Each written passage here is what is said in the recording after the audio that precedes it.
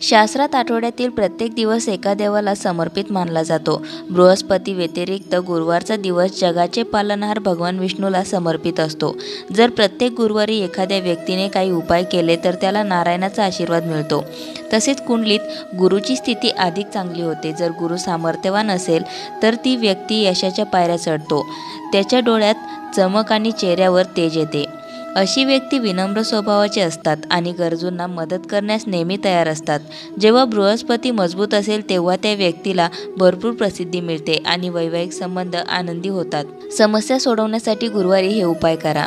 हळद पाण्यात घालून स्नान करा। गुरुवारी सकाळी लवकर उठून दररोजच्या कामातून निवृत्त झाल्यानंतर स्नान करा। आंघोळ करताना पाण्यात एक चिमूटभर हळद ओम नमो भगवते वासुदेवाय या ओम ह्रूम बृहस्पती नम या मंत्राचा जप आंघोळीपूर्वी 5 वेळा करावा आणि नंतर स्नान करा। भगवान विष्णू आणि लक्ष्मीची पूजा करा। गुरुवार हा नारायणाचा दिवस आहे, परंतु त्यांची उपासना नेहमीच देवी लक्ष्मीसोबत केली जाते। आंघोळ झाल्यावर नारायण आणि देवी लक्ष्मीच्या फोटोसमोर तुपाचा दिवा लावा। त्यांना गूळ आणि चणे अर्पण करा, पिवळी फुले अर्पण करा आणि बृहस्पतीची कथा वाचा। यामुळे कुटुंबात पैशांची कमतरता राहत नाही, नवरा बायकोचे नाते चांगले होते आणि घरात शांती आणि आनंद राहतो। चणा डाळ दान करा। गुरुवारी नारायणाच्या मंदिरात जा आणि देवासमोर केशर, चण्याची डाळ ठेवा, मग एखाद्या गरीब व्यक्तीला दान करा। त्याशिवाय पिठात डाळ आणि गूळ हळद घालून गायीला खायला द्यावे। याद्वारे श्रीहरीचा आशीर्वाद प्राप्त होतो आणि व्यक्तीच्या प्रगतीचा मार्ग उघडतो। गुरु पर्वताच्या ठिकाणी हळद लावा। अनुक्रमणिकाच्या बोटाच्या खाली आणि तळहाताच्या डाव्या कोपऱ्याच्या खाली असलेले स्थान हस्तकलेमध्ये बृहस्पतीचे स्थान मानले जाते। दर गुरुवारी पूजेच्या वेळी या ठिकाणी हळद लावा आणि मनात ओम नमो भगवते वासुदेवाय या मंत्राचा जप करा। गुरुवारी पिवळे कपडे घालणे शुभ असते। पत्रिकेतील गुरुग्रह बलवान होण्यासाठी गुरुवारी पिवळे कपडे घालणे खूप शुभ मानले जाते। भगवान बृहस्पतीला पिवळा रंग खूप प्रिय आहे। अशा परिस्थितीत गुरुवारी पिवळे कपडे परिधान केल्याने साधकाच्या जीवनावर चांगला परिणाम होतो। अशा प्रकारे करा भगवान विष्णूची पूजा। भगवान विष्णूच्या पूजेच्या वेळी त्यांना पिवळे फूल अर्पण करावे। भगवान विष्णूला गूळ आणि मसूर अर्पण करा। पंचामृत आणि तुळशीही ठेवा। विष्णू सहस्रनामाचे पठण करा। या दिवशी विष्णू सहस्रनामाचे पाठ करणे अत्यंत शुभ मानले जाते। त्यामुळे सर्व रखडलेली कामे पूर्ण होऊन प्रत्येक क्षेत्रात यश मिळते। पिंपळ, तुळशी आणि केळीच्या झाडाला पाणी द्यावे। भगवान विष्णूची कृपा प्राप्त करण्यासाठी गुरुवारी पिंपळ, तुळशी आणि केळीच्या झाडाची लागवड करावी, त्यानंतर त्यांची पूजा करावी। यामुळे कुंडलीत गुरुग्रहाशी संबंधित शुभ परिणाम येऊ लागतात। हळद किंवा केशर तिलक। भगवान विष्णू आणि देवगुरु बृहस्पती यांच्या पूजेच्या वेळी हळद किंवा केशरचा तिलक वापरावा। यानंतर स्वतः चंदनाचा टिळा लावावा। गुरुवारचे उपाय: ब्रह्ममुहूर्तावर उठून स्नान करावे। स्नानाच्या वेळी ओम बृहस्पते नमःचा जप करावा। गुरुचा कोणताही दोष दूर करण्यासाठी आंघोळीच्या पाण्यात चिमूटभर हळद टाकून गुरुवारी स्नान करावे। यासोबतच स्नान करताना ओम नमो भगवते वासुदेवाय या मंत्राचा जप करावा। गुरुवारी व्रत ठेवा आणि जल अर्पण करून केळाच्या रोपाची पूजा करा। असे केल्याने वैवाहिक जीवनातील अडथळे दूर होतात आणि जर तुम्ही विवाहित असाल तर तुमच्या वैवाहिक जीवनात कोणतीही अडचण येणार नाही। आंघोळीनंतर पिवळ्या रंगाचे कपडे घाला। स्नानानंतर भगवान विष्णूच्या मूर्तीसमोर तुपाचा दिवा लावावा। भगवान विष्णूला पिवळ्या रंगाच्या फुलांसह तुळशीचे छोटे पान अर्पण करा। कपाळावर हळद, चंदन किंवा कुंकू लावा। मान्यतेनुसार भगवान बृहस्पतीला पिवळ्या रंगाच्या गोष्टी खूप आवडतात, म्हणूनच या दिवशी पिवळ्या रंगाच्या वस्तू जसे की हरभरा डाळ, फळे इत्यादी ब्राह्मणांना दान केले जाते। या दिवशी सकाळी घराच्या मुख्य दरवाजावर हरभरा डाळ आणि थोडा गूळ ठेवा। धार्मिक महत्त्वाच्या दृष्टीने हा दिवस अत्यंत महत्त्वाचा मानला जातो। घरातील संपत्तीसाठी गुरुवार हा दिवस सर्वात शुभ मानला जातो। या दिवशी पिवळ्या रंगाच्या वस्तूंना विशेष महत्त्व दिले जाते। गुरुवारी कोणाकडूनही उधार घेऊ नका आणि देऊ नका। जर तुम्ही असे केले तर तुमच्या कुंडलीतील गुरुची स्थिती बिघडू शकते आणि तुम्हाला आर्थिक संकटांचा सामना करावा लागू शकतो।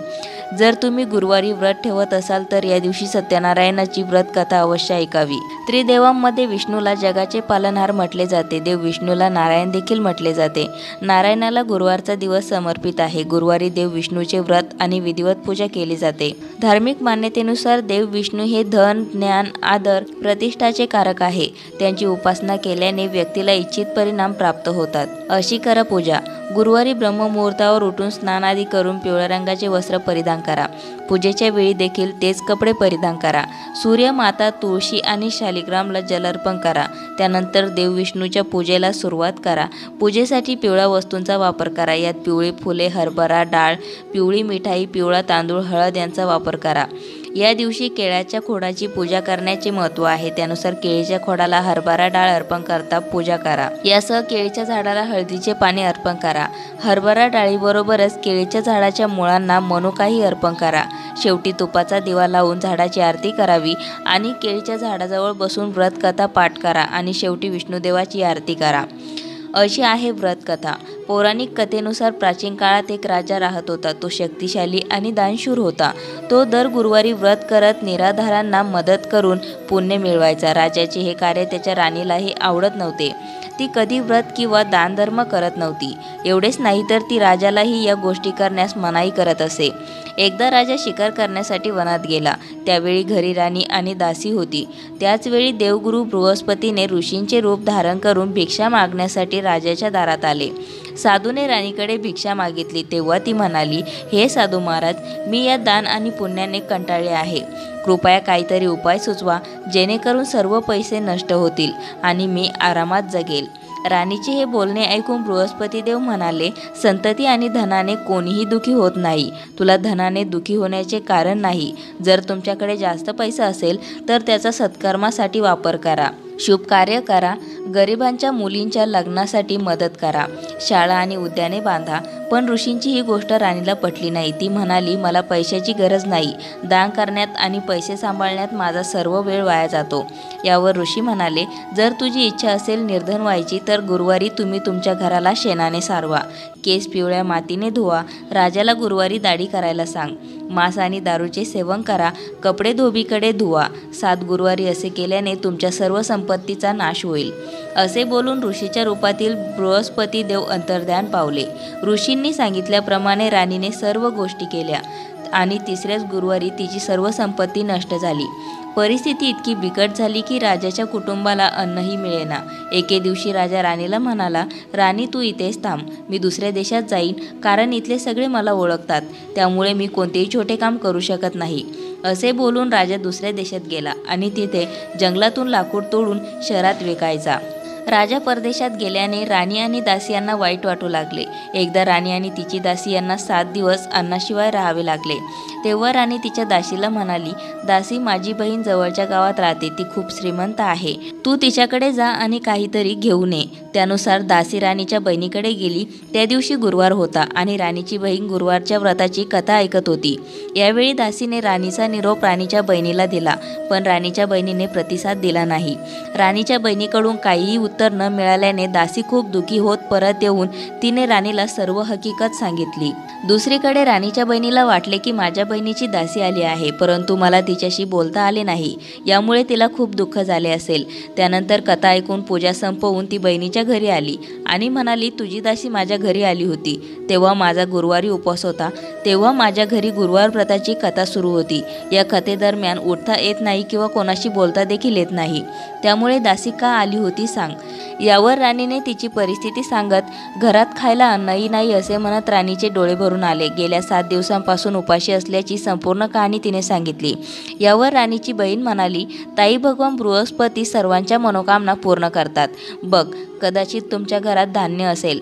सुरुवातीला राणीचा विश्वास बसला नाही, पण बहिणीच्या सांगण्यावरून तिने आपल्या दासीला आत पाठवले आणि तिला धान्याने भरलेले भांडे दिसले. हे पाहून दासीला खूप आश्चर्य वाटले आणि दासी राणीला म्हणाली, आपण तुमच्या बहिणीकडून गुरुवार व्रत विधी आणि कथा जाणून घेऊया, म्हणजे आपल्यालाही उपवास करता येईल. त्यानंतर राणीने आपल्या बहिणीला गुरुवारी व्रताबद्दल विचारले. त्यानुसार राणीच्या बहिणीने सांगितले की गुरुवारच्या व्रतात केळीच्या मुळामध्ये हरभरा डाळ आणि मनुके अर्पण करत दिवा लावावा, व्रताची कथा ऐका आणि फक्त पिवळे अन्न खावे. असे केल्याने देवगुरु बृहस्पती आणि भगवान विष्णू प्रसन्न होत कृपा करतात. व्रताची विधी जाणून घेतल्यावर 7 दिवसांनी गुरुवार आल्यावर राणी आणि दासीने व्रत केले. त्यानंतर सांगितल्याप्रमाणे केळीच्या मुळाच्या झाडाची आणि भगवान विष्णूची पूजा केली. आता पिवळ्या अन्नाच्या चिंतेत असताना देवगुरु बृहस्पती यांनी एका सामान्य व्यक्तीचे रूप धारण केले आणि दासीला 2 ताटात पिवळे अन्न दिले. अन्न मिळाल्यावर दासी खुश झाली आणि नंतर राणी आणि दासीने अन्न ग्रहण केले. राणीने सर्व गुरुवारी उपवास आणि पूजा करण्यास सुरुवात केली आणि भगवान बृहस्पतीच्या कृपेने तिला पुन्हा संपत्ती मिळाली. पण राणी पुन्हा पूर्वीसारखी आळशी होऊ लागली. यावर दासी म्हणाली, हे राणी, तू पूर्वीही अशीच आळशी होती. तुला पैसे ठेवायला त्रास होत होता. यामुळे सर्व संपत्ती नष्ट झाली आणि आता बृहस्पती ग्रहाच्या कृपेने पुन्हा संपत्ती मिळाल्याने तू पुन्हा आळशी होत आहे. राणीला समजावून सांगत दासी म्हणते की आळस न करता आपण परोपकार करावा, भुकेल्यांना अन्नदान करावे आणि आपले पैसे शुभ कार्यात खर्च करावे. यामुळे कुटुंबाची कीर्ती वाढेल, तुम्हाला स्वर्गप्राप्ती होईल आणि तुमचे पूर्वज सुखी होतील.